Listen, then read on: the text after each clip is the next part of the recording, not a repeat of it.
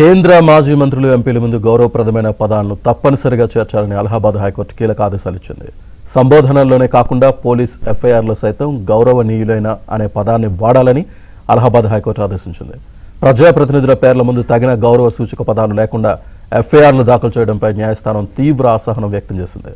ప్రజాస్వామ్యంలో ప్రజాప్రతినిధుల పట్ల కనీస గౌరవం, మర్యాద పాటించడం అవసరమని వ్యాఖ్యానించింది.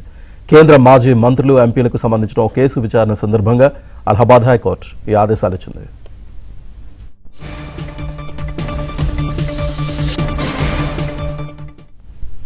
గౌరవనీయులైన అనే పదాన్ని వాడాలని హైకోర్టు ఆదేశించింది. పూర్తి సమాచారాన్ని మా ఢిల్లీ బ్యూరో చీఫ్ కృష్ణ అందిస్తారు. కృష్ణ.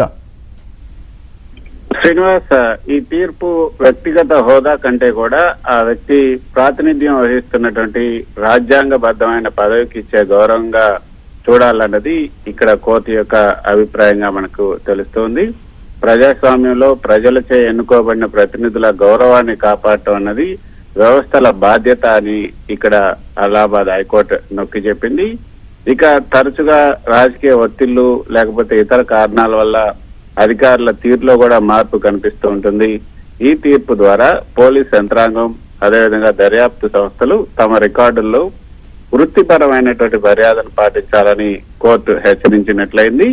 సాధారణంగా చట్టం ముందు అందరూ సమానమే అనే సూత్రం ఉన్నప్పటికీ కూడా గౌరవ సూచక పదాలు వాడటం వల్ల కేసు విచారణలో ఎటువంటి మార్పు ఉండదు.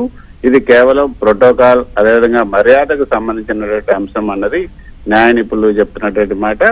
ఇక ఈ తీర్పు కేవలం ఉత్తరప్రదేశ్ అలహాబాద్ హైకోర్టు పరిధికే పరిమితం కాకుండా దేశవ్యాప్తంగా ఇతర రాష్ట్రాల్లోని పోలీసు విచారణల తీరుపై కూడా ప్రభావం చూపే అవకాశం ఉంది. ప్రజా ప్రతినిధుల పట్ల సమాజంలో, అదేవిధంగా వ్యవస్థల్లో గౌరవం తగ్గకుండా చూడటమే ఈ తీర్పులోని ప్రధాన అంతరార్థం. Srinivas. Right, thank you Krishna.